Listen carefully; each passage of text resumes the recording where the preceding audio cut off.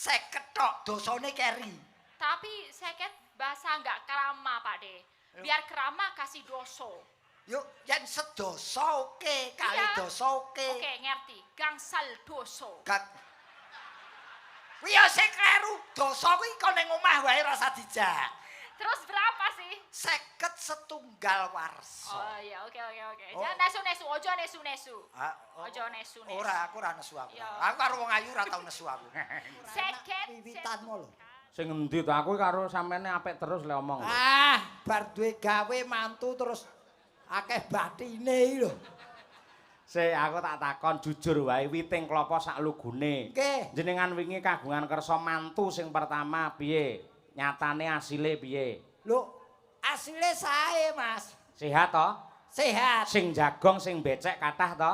Kathah. Sedaya paring pisumbang arta kali panjenengan to? Nggih. Berarti apa rugi?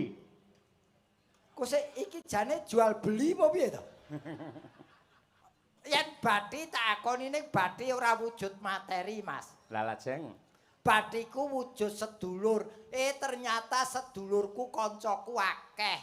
Nggih. Tur bathiku akeh sing mengestoni anakku. Leres. Ya, Mongko piyayi kados panjenengan kagungan kersa mantu menika lak syukuran. Nggih. Nggih to?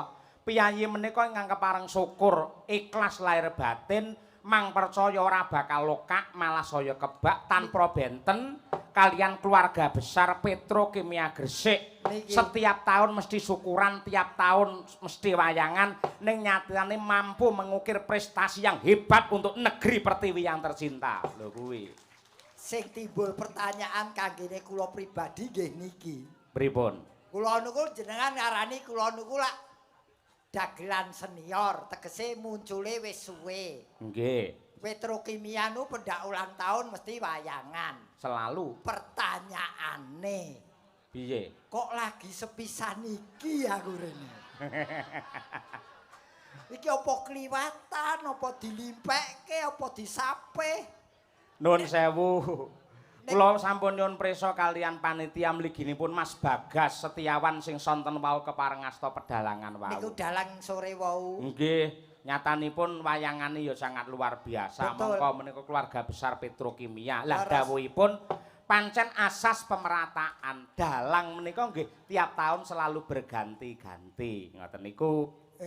Nggih, pancen. Termasuk bab pelawak utawi bintang tamu. Tahun niki panjenengan kangge, upami tahun ngarep mangke wayangan melih kok upaminipun lho suatu saat ayo kini nimbali Mas Cahyo Kuntadineh karo Mbak Elisa terus dagelane Gareng Semarang ora kangge, sampeyan yo kudu trima ngono kuwi. Mergo ki keputusan dari Sik panitia. tembe titah ki kowe kudu percaya rezeki sing ngatur Gusti. Betul. Lah iki nadyan lagi sepisan ya tak syukuri tinimbangane ora babar blas. Tegese ora tau ditimbali rene babar blas luwih rugi kanggoku. Oh ning iki tetep aku nderek syukur umuripun Petrokimia Gresik sampun 51 tahun. 51. Berarti ini umur yang sudah cukup tua setengah abad lebih. Nggih. Yen tembunge wong Jawa 50 kuwi 50 ki saka tembung senenga keton. Dadi muga-muga kanthi umur 51 tahun 50 senenga keton Piyayi Petrokimia Gresik ini luweh ngunggulake bab berdoa. Ibadahe. Kanthi ibadah kan tekun Petrokimia Gresik bakal luwih maju tinimbang tahun-tahun wingi. Amin ya rabbal alamin.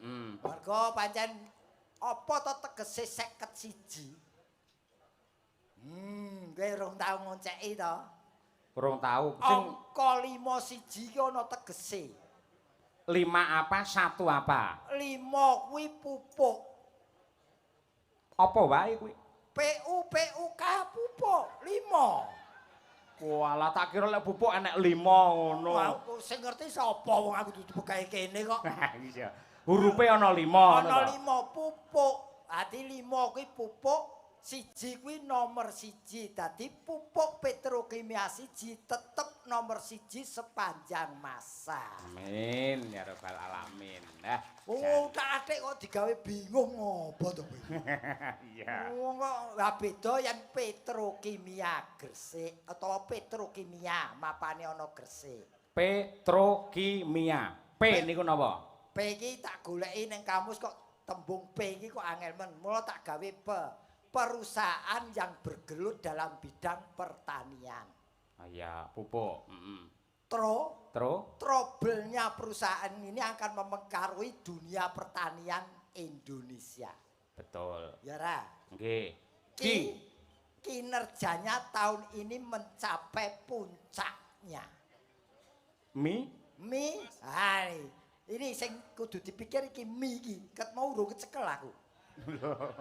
Ya kudu tanggung jawab wong sampean sing ngonceki kaya. Ini minimalkan kesalahan dan maksimalkan prestasi. Itu jurus untuk mencapai prestasi tertinggi. Ki kari A, alhamdulillah tahun ini umurnya sudah 51 tahun. Di petrokimia. Nggih. Ning kumplite gandeng mapane ana Gresik, mula Gresik ya kudu diartikan. Gre ki apa? Gre ki grengseng kanggo mengeti ulang taune luar biasa kanthi gelar wayang kulit. Sik Kang sepisan Elisa kang kapindo gareng saka Semarang. Waduh. Sapa kowe takon apa meneh? Tak ujo kowe saiki. Sik aja gleleng sik iki lagi sithik. Lho, Bapak Dirut asmane Pak Dwi Satrio Anuraga. Ayo. Sik iki jenenge Dirut lho, totoane berat iki. Lah kowe umuk kowe kemplelet ning ngarep kok. Resiko semakin tinggi iki kudune ya nganune tinggi lho Mas iki. Kowe arep njaluk wingi ya wis akeh entukmu lho kurang wae. Entuk piye? Tetep urung balik kok. Apa kuwi sapa asmane? Pak Dwi Satrio Anuraga. Dwi iki mesti panjenengane putra ingkang kaping kalih. Nggih Pak nggih. Pak Dwi kaping kalih nggih Pak. Yo piye? Iki seprapat iki. Dwi. Iya. Terus Satrio. Satrio ki piyai kakung sing linuwe. Disebut Satrio kaya Satrio Madukara Janaka. Kae Satrio kang apa priya kang linuwih kadigdayane. Anuraga. Anuraga ki tegese piyai sing getur tapane gedhe prihatine. Itu beliau tipe beliau. Jadi apa asmane mau? Jenenge sapa mau? Dwi iki putra kang kaping loro. Satrio. Sifat Satrio lan gentur tapane prihatine. Mula ora gumun yen dipilih dadi direktur ana ing kene. Iya. Sapa meneh jenenge sapa yen perlu jenenge Pak Mudin lho kene tak uncane. Ugi dipun sengkuyung dening Ibu Direktur Operasi dan Produksi Petrokimia Gresik, Ibu Dikna Jatiningsih. Ayo kowe modiar. Dikna, ayo apa kowe? Dikna. Dikala ini menjabat sebagai direktur di Petrokimia. Direktur operasi ya. Iya, ya wis arep operasi, arep injeksi, wis terserah. Nah, apa? Nah, namanya sudah dikenal oleh para pegawai ing Petrokimia sini. Ja. Jadi direktur sudah lumayan beliau di sini. Lamanya sudah lumayan lama. Ti. Apa? Karo memang dijadikan direktur di sini. Pek mulek to, Reng? Lho, pancen posisinya direktur kok. Oh iya. Ning. Yo kuwi aku urung tau kepethuk wonge lho iki. Piyayine lenggah kok piyayine. Ayo ning iki tegese ning iki wening pemikirannya, jadi jernih pemikirannya, tidak punya aura negatif. Terakhir Asih sayang dengan pegawai-pegawai atau bawahannya. Wah, iya. Aku njaluk si tongkas oleh ora? Sapa? Iki sing jeneng Bali iki. Bapak I Ketut Rusnaya Bongko. Ayo. Apa jenenge? Bapak I Ketut Rusnaya. Kamusku ki ra ono sing basa Bali. Ketut. Ah iki. Ke Keberadaannya di sini sangat dinanti-nanti oleh pegawainya. Oh iya. Kuwi mergo apa direktur apa kuwi? Pak Ketut kuwi. Pak Ketua anu apa jenenge SEVP operasi. Nah, itu dinanti-nanti oleh anak buahnya keberadaan beliau. Ah iki sing angel. Tut. Tut kuwi iso tembung tut puri dengan peraturan yang ada di sini. Iya. Beliau tidak pernah kok nyebrang peraturan, tidak pernah. Tut puri dadi manut aturan sing ono. Iya. Rus. Ros itu bunga. Oh iya, raus. Ya. Yo. Jadi beliau itu bunganya di petrokimia. Wes. Mosok piyai kakung kok bunga lho. Lho bunga ki apa mesti putri to bungae dadi kembange. Dadi beliau tuh bisa dicawang indah, dicium pun harum. Wah iya. Kari loro. Nah, apa iki? Lho namanya sudah dikenal di petrokimia. Wes arep apa meneh kowe saiki? Terakhir ya. Ya. Yakin ki kok aku mesti disawer pokoke. Angel men to kowe. Wes jenenge Loh, ngono ki dicucukne panjenengan sampun viral, sampun kondang kalek dagelan ingkang cerdas, pinter oncek-oncek kalian tembung. Iya cerdas, pinter-pinter tapi yen dadakan yo nunjang palang. Tujune IQ-ku ki wis 120. Agiu apa getih sing 120 ki? Yo rikala mantu malah 150 lho. Iya. Tenan lho. Saiki sing gampang wae. Apa? Sampeyan mendisa. Wayangan bengi iki dalang Ki Cahya Kuntadi. Ya nun sewu lho iki aku ra jeneng anu wong ki sak nyatane sing tak omongke. Sing apik nganti elek tak kepruk kowe. Ayo. Ora masalah iki bengi iki urusanku ora karo kowe karo panitia kok. Oh iya, Ding. Cahya Kuntadi ya iki. Cah kuwi cah Blitar ning saiki uripe ning Karanganyar. Ya ora omah. Yo awakmu wis tau rono iso ngontrak ora. Lho biyen ora kono kok. Cah Yo. Blitar urip. Yo. Lah iki saka iki genahke ben do pirsa. Yo iki putrane Ki Sukron Suwanda dalang sepuh saking Blitar. Ah iya. Ya ora Mas. Cerdas. Kun cara asmanipun minangka dalang sanggit. Tandange ngedapi-dapi. Dipek karo sinden kesi. Dadi kowe iki riwayate ora ngepek kesi, ning kowe dipek kesi. Iya. Ya harus Bener. cekak kuwi. Ya bener pancen kono sing bringas kok pancen ya. Ah, sujarah kok kuwi kok. Sujarah. Ini ya ora apa-apa, sing penting padha tresnane. Oh iya, Wong aku ya dipek kok. Dipek sapa? Bojoku. Aku arep ngepek dhewe mesti ora gelem, aku ngenteni dheweke ngepek aku. Iya. Nah, ternyata ya jodoh.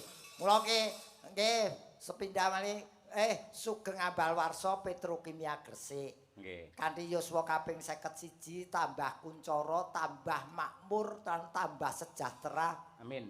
para pegawinipun. Amin ya Sing rabbal alamin. baku mugi-mugi iki bedane antarane yen sing diulang taune bernyawa dan tidak bernyawa kowe kudu ngerti. Piye? Dadi yen HUT untuk Petrokimia Gresik itu hanya diperingati 1 tahun sekali. Umurnya bisa bertambah tapi juga bisa berkurang tergantung objek yang diulang tahuni.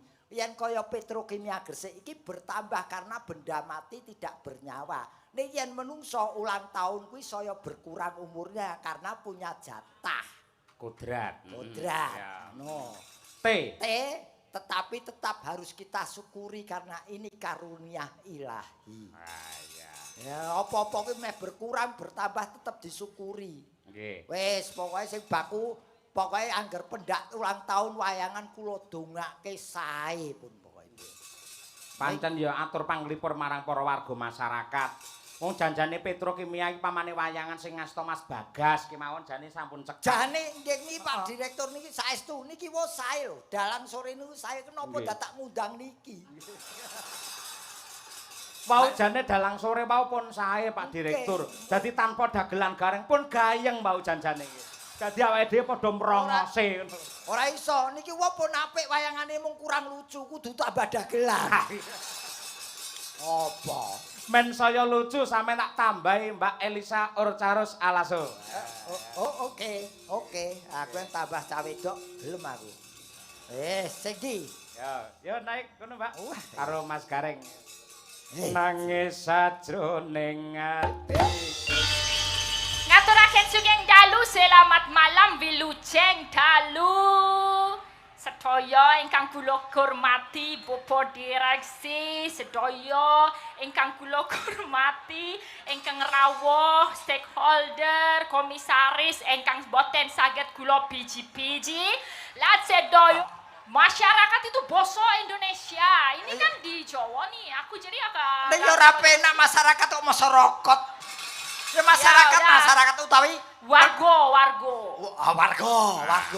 Ora kawula dasih. Iki alah kepanjangan lah, kawula dasi. Lah wong lek cendhek ya ora marem. Kawula itu saya dasi apa?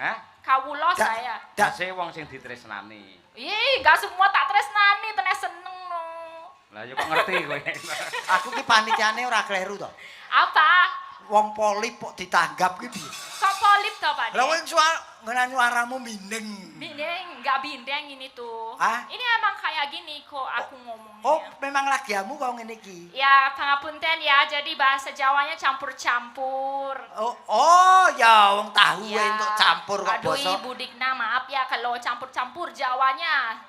Nek Tapi sak iso-isone nganggo Jawa. Ya, ora apa-apa. Dari sedikit-sedikit nanti lama-lama menjadi pintar. Yang penting kamu berani mencoba. Sedikit-sedikit jadi pintar, kata siapa? Aku udah 10 tahun belajar bahasa Jawa, ora pintar-pintar.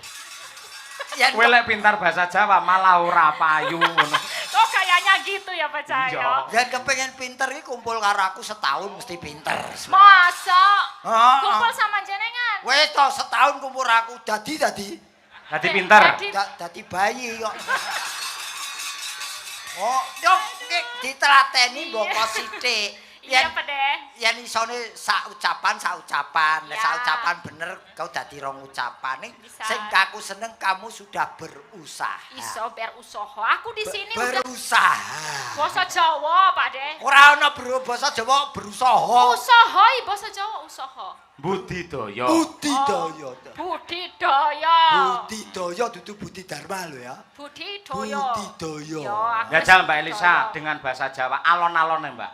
Mengucapkan selamat sukses untuk HUT Petrokimia Gresik yang ke-51 basa Jawa ning alon-alon. Belan-belan aja ya.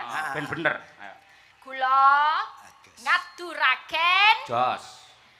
wilujeng sugeng ampal warso Petrokimia kaping 50 doso setunggal. 50 doso setunggal. Dosane ditinggal kene omah. 50 tok dosane keri. Tapi 50 bahasa enggak kerama, Pak De. Biar kerama kasih doso. Yuk, yen sedoso oke, kali doso oke. Oke, ngerti. Gangsal doso. Kuwi ya sing kleru. Doso kuwi kok ning omah wae rasa dijak. Terus berapa sih? 50 setunggal warso. Oh iya, oke. Jangan nesu-nesu, ojo nesu-nesu. Ojo nesu-nesu. Ora, aku ora nesu aku. Aku karo wong ayu ora tau nesu aku. 50 setunggal warso. Kula ndongakaken. Mugi-mugi Apa sih bahasamu apa? Glondongakaken. Kula ndongakaken. Ku glondongan.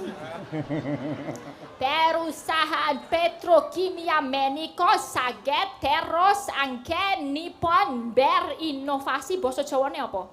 Berinovasi kuwi napa? Damel basane Elisa sesuk tak rungokke kaya basane company. Kok company to, Pak De? Londo ketoprak basane ngono kuwi. And kamu berdomsek. Yo iso-isone kayak gitu, sing penting aku bahagia. Bahagia. Aku bahagia bisa sampai bahagia, bisa. Bahagia. Iya. Seneng. Wah, kowe iku pomo rayu tak ciak kowe. Seneng. Ya seneng Iya. ora seneng, seneng. Seneng. Seneng. Seneng. Dadi ditimbali rene iki ya seneng. Iya, ini aku udah 2 kali, Pak Cahyo 2 kali, aku 2 kali sama Pak Seno tahun 2019 ulang tahun ke-48 Petrokimia. Pak Gareng belum pernah? Belum pernah? Baru sekarang. Aduh, ayo kuwi berarti terkenal aku.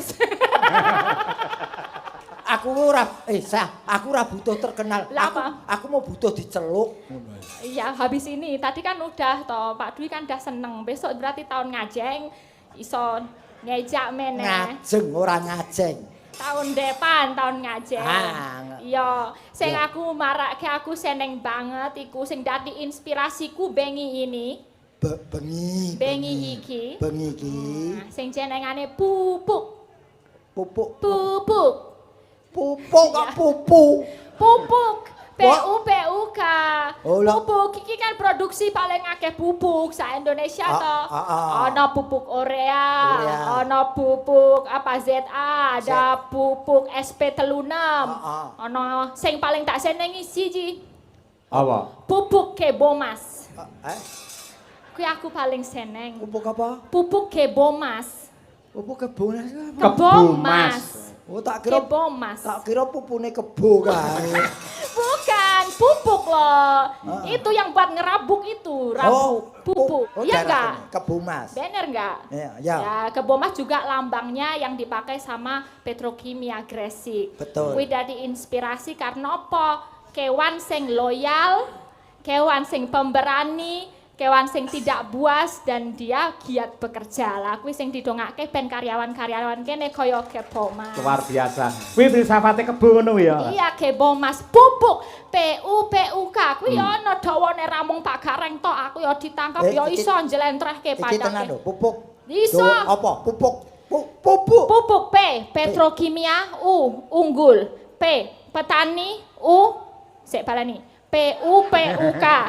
P Petrokimia U unggul. P petani untung. K kesejahteraan menuju Indonesia makmur. Wah, iki cerdas iki, apik iki. Wah, ngene iki jenenge aku karo Elisa sak level. Kae ketinggalan jauh.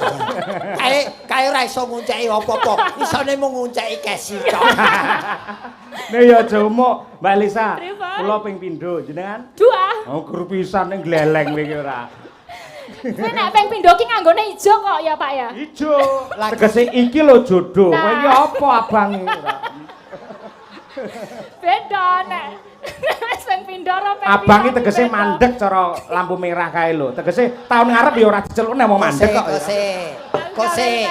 Mandek itu untuk apa? Mandek itu untuk introspeksi apa kekurangan, apa kelebihan. Kita harus tahu kekurangan dan kelebihan kita. Perlu tempo mandek dulu. Setelah clear jalan. Abang, ayo bangun Petrokimia lebih baik tahun depan.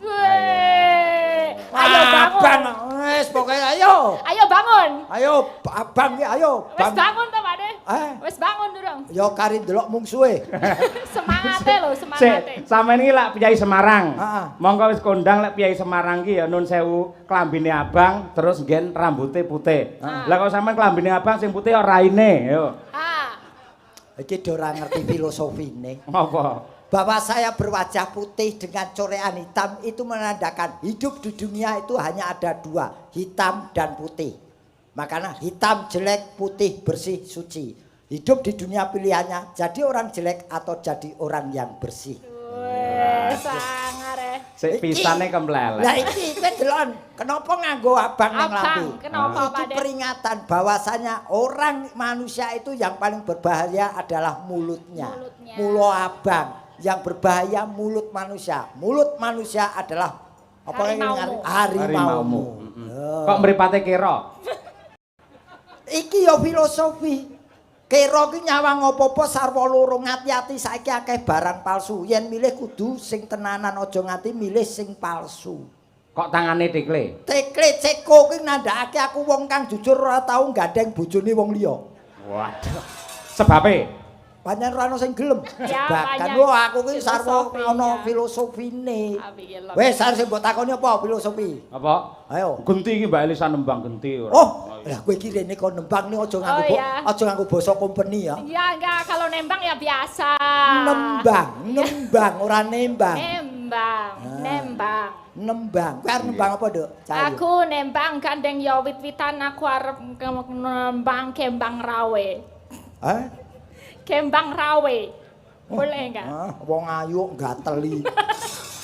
Ora kembang rawe lak gateli. Nggur tembang wae kok ya. Iya, tapi aku mau pakai sinom grendel. Sinom grandel. Ya, itu. Grendel ki rokok. Iya, beda toh. Grandel. Oke, Pak De, grandel. Sinom Grandel Sendro Songo. Sendro ayo mi Tommy. Dinding mi. Tommy. Ganti terus ora. Mas Daryanto ora. Jenenge Tommy Jopisah. J pisah. Monggo Mbak Elisa, ya, Pak.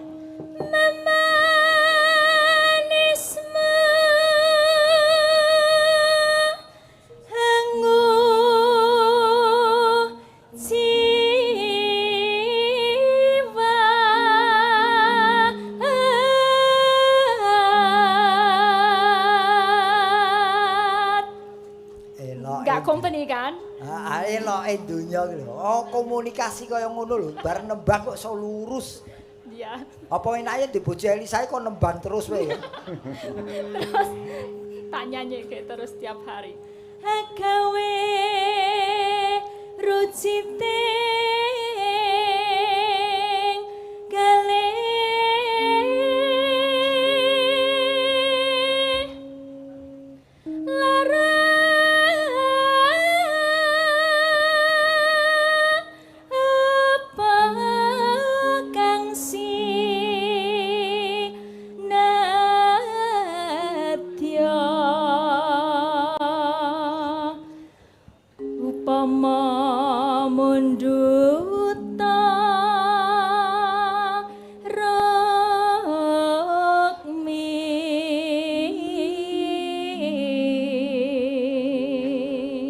Nyelani sekedap kemawon, Mbak. Oke.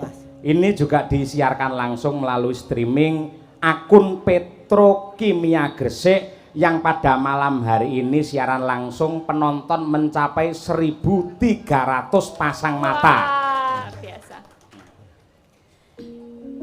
Tertentu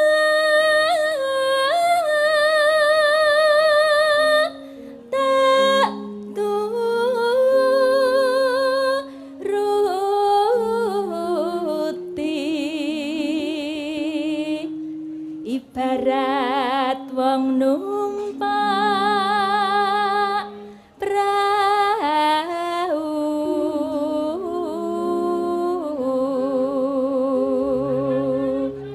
lumampah tanpa welas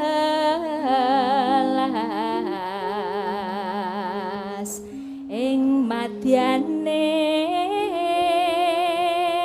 jala nidi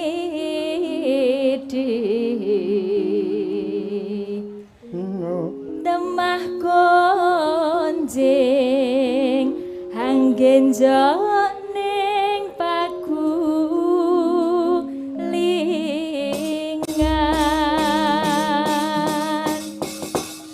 Oh, ambak asline piyayi saka ing Sulawesi parandene le nyuwara kaya ngono bergase reng. Ya, wis. Aduh, Jadi kembali makasih. lagi NKRI, Mas. Piye? Ya dimanapun tempatnya tetap NKRI saling apa sing diarani saling golek ngelmu. Wong kene ya tekan kono, wong kono tekan kene. Nah, kaya Mbak Elisa ki golek ilmu ya. Ilmu di Jawa. Cocok. Ya. Mas pedhok meneh. Bacute? Kembang rawe, Pak. Iki pamundhut apa anu? Enggak sih, aku aja pengen aja. Oke, siap. Sajake lagi kepethuk karo wong lanang sing. Iya. Yeah. Petuk karo wong gateli ya. Monggo kembang rawe Mbak Elisa bersama Madangkara. Dadas.